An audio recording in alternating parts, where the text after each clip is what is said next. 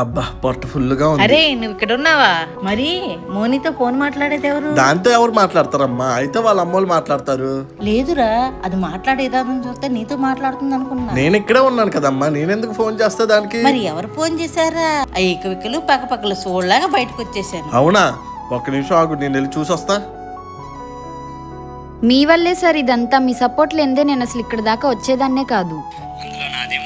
Okay sir, రేపు ఆఫీస్కి వచ్చాక మనం ప్రశాంతంగా మాట్లాడుకుందాం.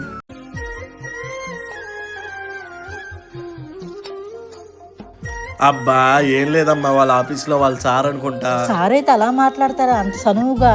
ఆఫీస్ వాళ్ళు అన్నాక మామూలుగా మాట్లాడుకుంటారులే అమ్మా. అలాగే పట్టించుకోకండి నుండు, ఆ తర్వాత నువ్వే బాధపడతావు. నేనేదో చెప్పాలని చెప్పా, ఆ తర్వాత నీ ఇష్టం.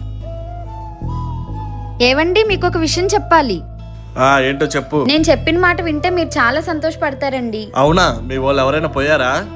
జోకులు ఆపండి, నాకు ప్రమోషన్ వచ్చింది, శాలరీ కూడా పెరిగింది. అవునా? అయితే ఏం చేయమంటావు? అదేంటండి అలా మాట్లాడుతున్నారు? ఈ విషయం వినగానే మీరు చాలా సంతోషంగా ఫీల్ అవుతారు అనుకున్నాను. నీ ఆఫీసు, నీ జాబు, నీ ప్రమోషన్, నువ్వు హ్యాపీగా ఫీల్ అవుతావు కానీ నేనెందుకు హ్యాపీగా ఫీల్ అవుతా? సర్లే, నాకు నిద్ర వస్తుంది, నేను పడుకుంటా.